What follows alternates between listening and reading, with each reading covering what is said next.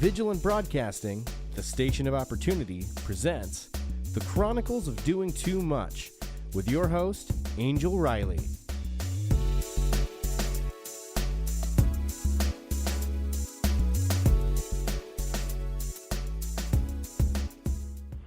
Good evening, and welcome to tonight's episode of the Chronicles of Doing Too Much. I am your host, the one and only Angel L. Riley, and I am so excited that you all joined me tonight for the kickoff of Financial Literacy Month. So we wrapped up March where we started talking about getting our finances right, because when we're going to push to live our best life possible, it helps to not have the worry or the stress or the strain on your body because your finances are not in order. And let me tell you guys, we're going to get really personal tonight, and I've had a lot of anxiety as I was going over my notes for the show and, just kind of writing out what key points I wanted to hit and target and discuss further. I started getting a lot of anxiety. So I shared last week how, I would be afraid to look at my bank account and how I would get the sweaty palms and the rapid heartbeat and all just, when it was time to pay the bills. And it wasn't because that, I didn't always have enough. It was just something that was there. But I learned that behavior. I recognized it. I owned up to it, and I had to start taking some steps to getting better. So let me talk about when you hit devastation when you're looking at your finances. And I love the month of April. I shared last week that, this is the month that I do a financial fast, Michelle Singletary's 21-day financial fast. I love to do it in the month of April. It's Financial Literacy Month, but it's also kind of like my reset month for finances.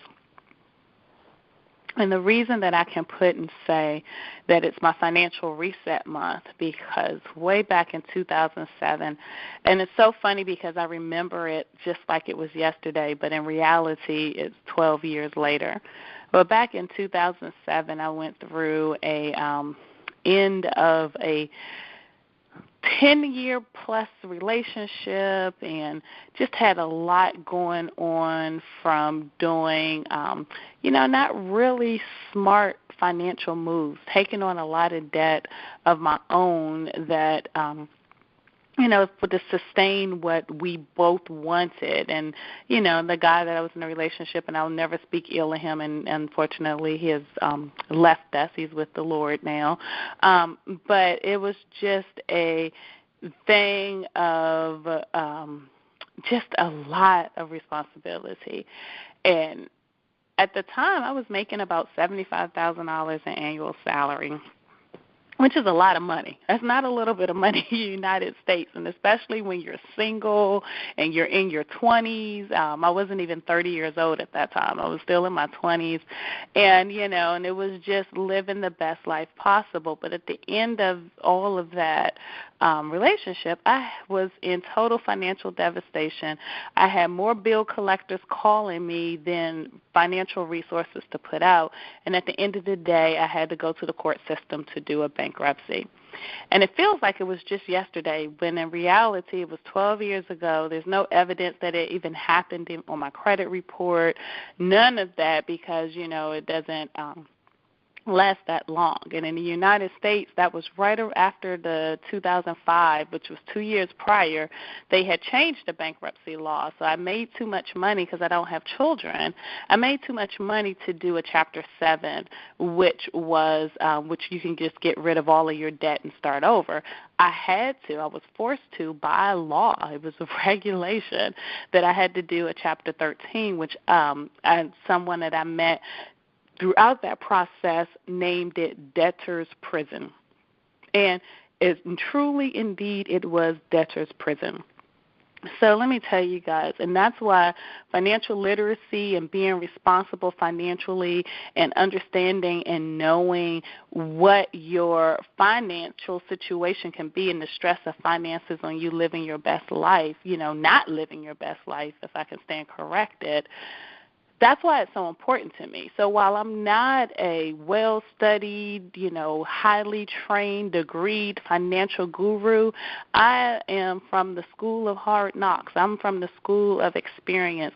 I'm from the school of let me share what happened and how do we get to this place forward, because the ultimate goal is living our best life and what lesson was learned. And so at that time, the financial impact, financial devastation can affect you in so many ways. So I shared at that time I was making about $75,000. I was actually a director. I had a staff reporting to me. So it was definitely a, nice job, office. I call them the office window jobs. I had an office, had a window, all right? I had a team, people working for me. And it was just a thing where I felt a sense of failure. I felt, how in the world could I have gotten myself into this situation? Where's all this money going? Because my basic expenses, just my household, my living expenses, were not too much for me. It was all the extra. So humility, living with the necessities and not overdoing it, was pretty much the learning curve out of that. Well, again, because those bankruptcy laws changed in 2005, and I was there in the bankruptcy court just 2 short years later, a part of it is that you had to go through a lot of financial learning and financial management classes. So prior to filing it, you had to take a series of online courses, and then before your discharge, you had to take a series of online courses. And the more money you make, the more money you have to pay back, and the longer you're in the plan. So in Chapter 13, you can do 3 to 5 years. But because I was single, no children, and had what's considered a really good salary, that's middle class, $75,000 a year is middle class in the United States, I had to stay in debtor's prison for 5 years, guys. So can you believe that? So 2007 to 2012, 5 years. I've been in the debtor's prison. I had a payment that I had to make every single month to the bankruptcy trustee, and I lived strictly on cash. And that's when I learned how to budget. So last week I talked a little bit about how I budget to make it not scary for me and not make it, where I had the sweaty palms and the racing heartbeat, is that I do everything on a weekly basis. Well, a lot of that came about because in the financial literacy classes, for when you're going through a financial devastation of bankruptcy, they talk about budgeting. And when you're in a Chapter 13, your attorney actually prepares a budget for you. The budget down to you have a professional job, you have to get clothing dry cleaned. This is how much money you have a month to spend on your dry cleaning. Guys, it was real. It was real, and it was a thing. And then you have to think about, I was in a job market as well during that time because I was just looking for increase. And I did get another job just, less than 6 months after I had to file, and I started my payment plan. And it took me into the 6 figures at that time, and which was a huge honor and promotion, for myself and career-wise. But then I thought, oh, my God, when they do the background check, because, a big part of what I did before I did deal with financial things, I had to get bonded, which is basically insured to be able to have access into accounts that have over $1 million in it. And I had to get bonded and all this stuff, and I was just so nervous. But it had no impact. It had no impact on me. And, in fact, with that job then I was promoted into and went into my first 6-figure job, it was a position where they were actually thankful that I was in bankruptcy because of what I was going to have access to and the financial goals that were placed on me. They wanted to be sure. They would prefer to have someone that was in a bankruptcy, have their debts in order on a repayment plan, because the likelihood of embezzlement or bribery were lower, which I thought was kind of interesting coming from a financial institution. But needless to say, into that new job, 4 months in, living the best life, really getting stuff in order, implementing the things I learned from my financial literacy classes that were required to take and complete. The company was placed under government control because they were misrepresenting their financial statements. And what I did at that time, my previous career, it was illegal for government entities to do it, and I lost my job. And you got to think about it and say, whoa, we're in financial devastation. And you're already on a payment plan. You're already feeling like a failure. And then you go in, you see the significant increase. I got like a $30,000 increase in my annual salary when I took that new role and was a director with a large corporation. So it was a huge increase, and it had bonuses, and it had stock options. You know, I was given stock as part of my signing bonus to it. I mean, it was absolutely wonderful. And then just whoosh. So that's when the budgeting really got real. So I was doing well. I was living, you know, with the budget that I had that was prepared by the trustee and my attorney.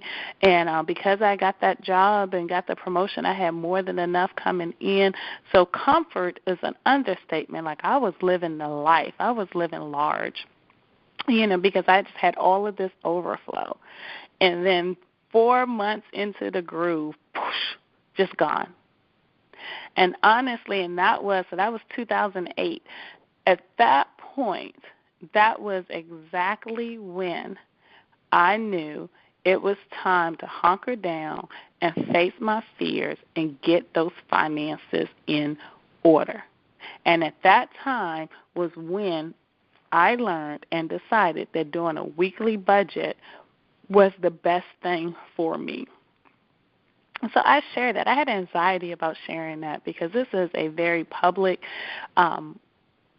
venue. This is a very public, you know, once it's out there, it's like the Internet. I mean, this is Internet radio. Once it's out there, it's out there. This is going on YouTube. You know, this is going through all social media channels. People are listening in live, and I'm telling you about one of the lowest points in my life ever. But it put me to where I am now about being smart with the finances. So we are having to really look at, and it's the best way to kick off, you know, Financial Literacy Month for this month, is to really look at and say, what does a budget look like? What does a budget entail? And most importantly, how do I stick to it? So the first thing that I came up with as I started to think about this topic was, don't restrict yourself. When you start making restrictions, then that's when you're not going to really hang on to it. And again, I am not degreed or highly trained in this area under no circumstances. But what I am is I'm experienced from the hard knocks. I'm experienced from, you know, the failure and going through. So I'm just going to kind of share, and that kind of, I am sharing things that I learned. And then as I listen to other people, one of my favorite podcast I like to listen to is Patrice Washington, Redefining Wealth. I love her podcast. She's absolutely amongst the top for me. And, you know, she talks about when she and her husband ended up having to do it and how she was washing hair in a salon, you know, down to a, you know, being a multimillionaire with all these properties and just doing all this great. And then right around that same time, 2008, the housing market crashed and, you know, and losing everything. And I love to hear her story of how she was going in and they were literally looking for change between the couch cushions. You know, and I was in that same boat. You know, I had not gotten to the point where I was looking for change in the couch cushions, but I was to the point that the funds that I had was running low. And then I had to take a job because, you know, my funds were running low. It was only going to sustain me for so much longer because of the bankruptcy I was in. You know, I had to take a job that was significantly less. It was about $20,000 less than what I was making when I went into the corporate job as a director. And it was a farther distance for me. and it didn't come with bonuses, and it didn't come with stock options. So I had to budget. I had to budget. I was driving farther, so now the cost of my gas was increasing. I was going to get more wear and tear on my vehicle, which was going to mean that I needed to budget for repairs. Sometimes lunch wasn't an option for me to be able to take my lunch. So I was going to have to go out to lunch. What are the restaurants in the area that I can afford to go to lunch with? Are all of my expenses going to be made? Because I was out of work. I was out of a job for a couple of months. And there were a couple of times, that it was about a month, 1 month in that time, this was post-bankruptcy, that I wasn't able to pay my mortgage because I just didn't have it. I ran out. And it was like, okay, what do I do here? How do I go about and lay all of this out? Because when I went through the bankruptcy, I promised myself that I was never going to come back into this situation. Like, this is the one and only time I was going to do this. I was going to learn my lesson. So if I had to stick to this complex budget that they gave me and said I only had $30 a month to spend on dry cleaning, guess what? I became friends with Dryell. and I did my dry cleaning at home in between putting stuff into the dry cleaner. I found, okay, when do they have the specials? When do they have the sales? Because those are going to be the days that I drop off my dry cleaning. And that's also when I discovered couponing, which, oh my goodness, don't mess with my coupons, because coupons are money to me to this day. I will fight you over my coupons, okay? If I could get a little urban with you. You touch my coupons, I'm going to give you a black eye, because that is money. That is stealing, all right? I'm not, under no circumstances am I violent like that. But, well, touch my coupons, we might see. But that is the thing. And because I was really, putting there and saying I'm not restricting myself. I'm not going to say I only can buy generic brand toilet paper because that's what my budget can afford. I'm like, no, I want to buy the Cottonelle or whatever it is. I'm not really that committed to any brand of anything. I'm a couponer. I'm committed to the brand that's the cheapest or free, okay? So I don't know what your name is. I don't care what your name is. But if you're free or it's cheap, I'm with you for that day. I'm going to ride with you. All right. But that was the whole thing about it.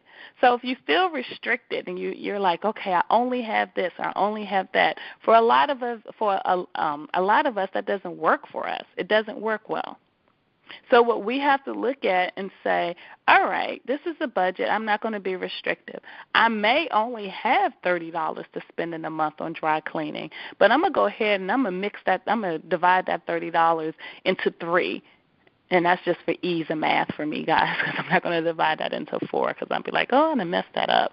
But I'm going to divide that into 3 because I'm going to go to the dry cleaner 3 times in a month. So when I'm doing that weekly budget, I'm saying I got $10. I have $10. I sound so urban right there.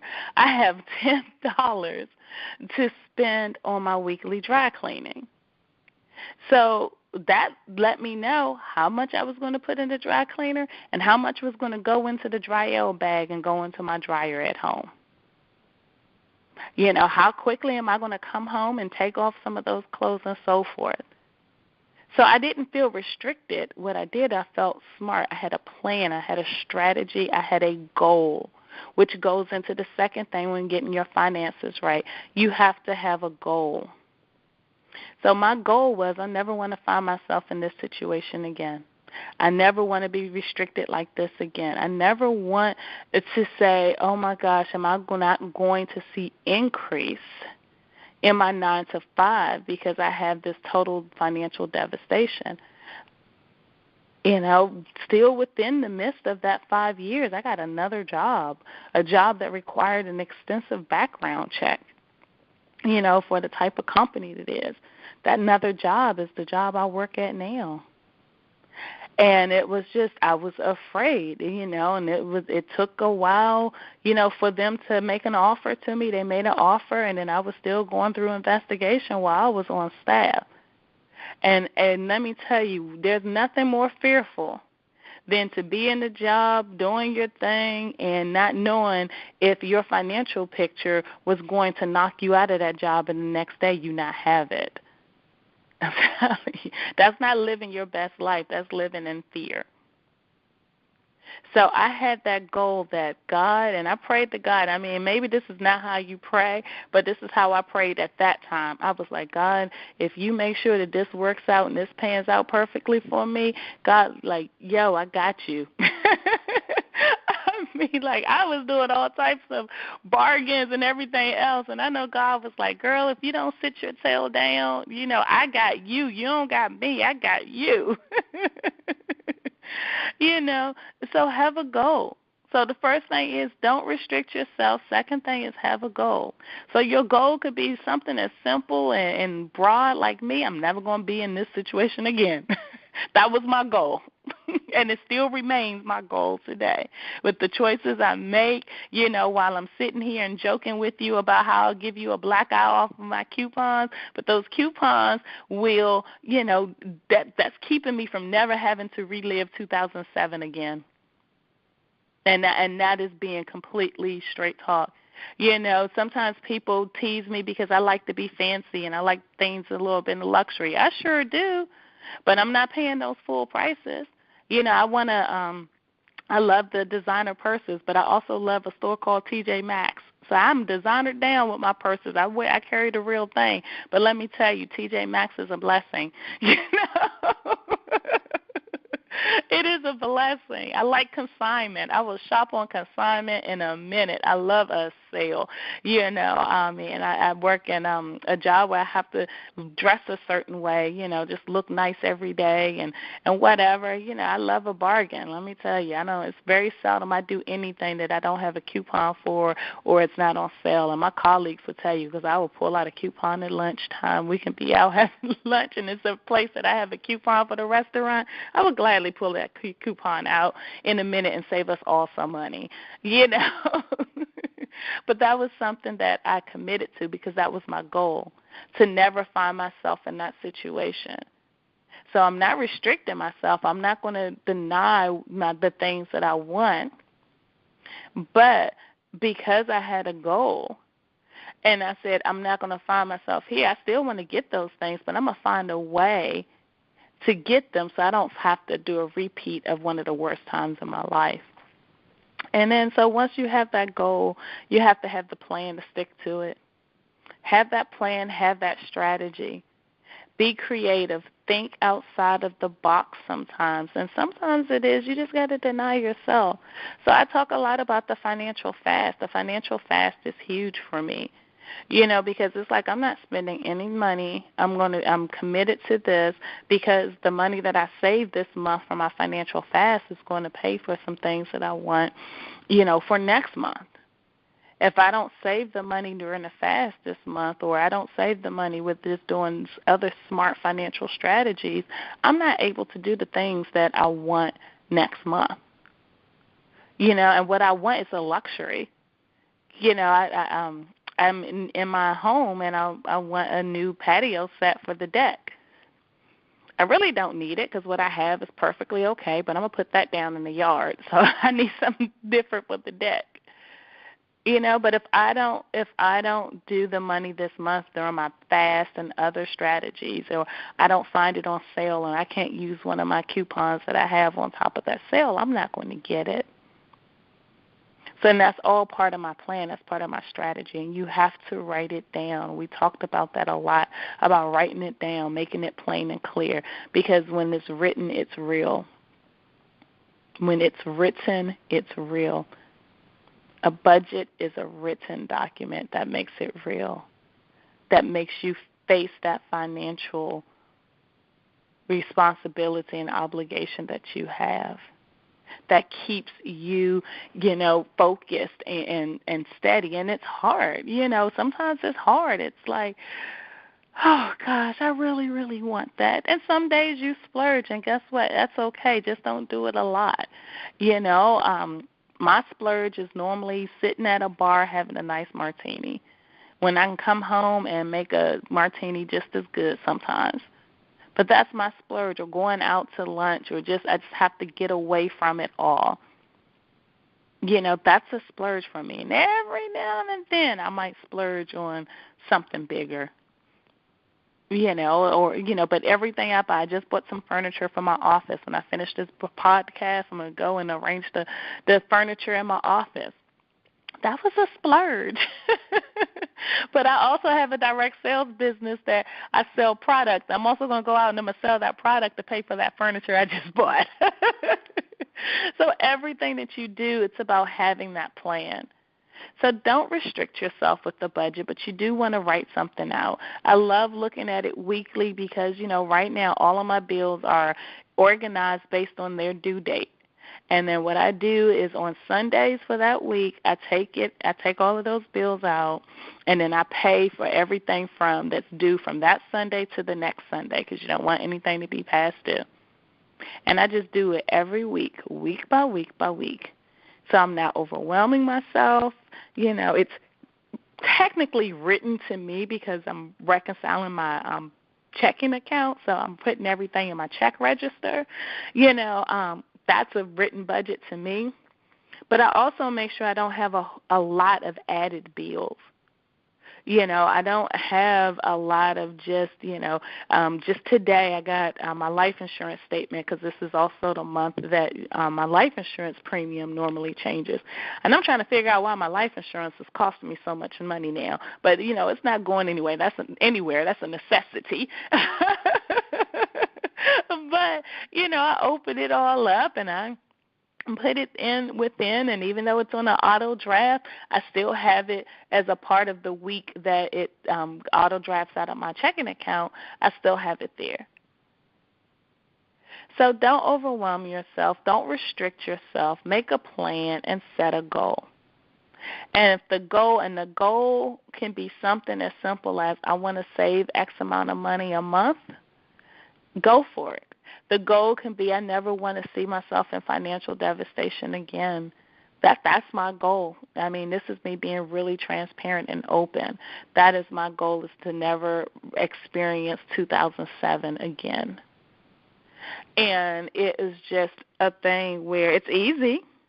It's really easy. I have a lot of plastic, and the plastic people always want to increase your limits and all this stuff, and I know how to, get rid of those cards where I'm not tempted, to say, okay, yeah, I know I need this available credit because I have a goal of a certain credit score, but I'm also going to make sure that I'm not tempting myself by saying having easy access to all of this available credit, or opening yourself up for fraud or someone stealing your identity. So lay it all out. Make it simple. Have your plan. Write the plan out. Sometimes your plan might be retirement. I want to have XYZ saved for retirement.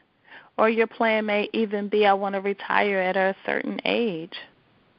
But once you know exactly what that goal is, the strategies will easily come into play when it comes down to achieving that goal.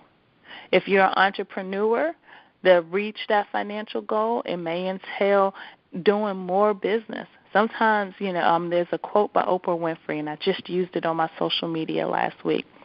You have to do what you have to do what you have to do until you're able to do what you want to do. So if you're an entrepreneur, sometimes you got to just go ahead and get down into the dirt and do the things you don't want to do.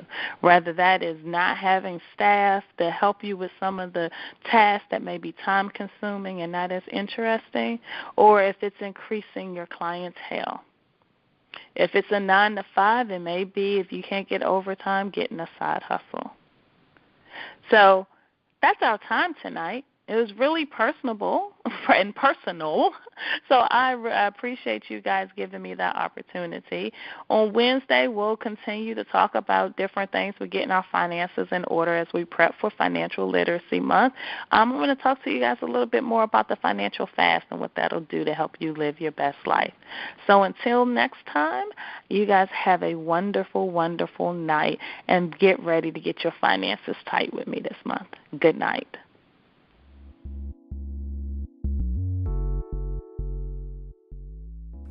Thank you for tuning in. Remember, you define your own success. Believe you can do it, build a solid foundation, know your circle, and soar. Until next time.